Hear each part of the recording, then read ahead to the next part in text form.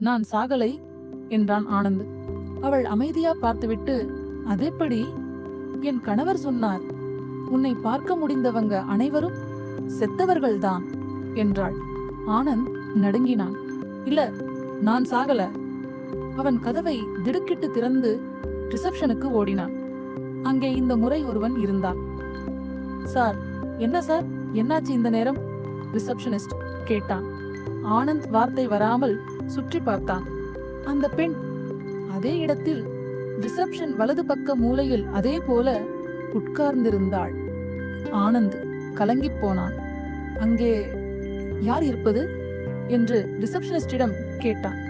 அவன் சுற்றும் முற்றும் பார்த்துவிட்டு, சார், யாரும் இல்லையே என்றான்.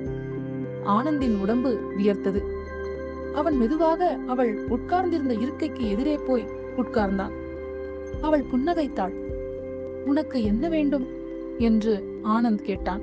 அவள் மெதுவாய், அதை அப்புறம் சொல்றேன், ஆனா நீ நாளைக்கு ஆபீஸ்ல இருந்து வரும் கார்ல போகாத என்றாள். ஆனந்த் அதிர்ந்து, ஏன்?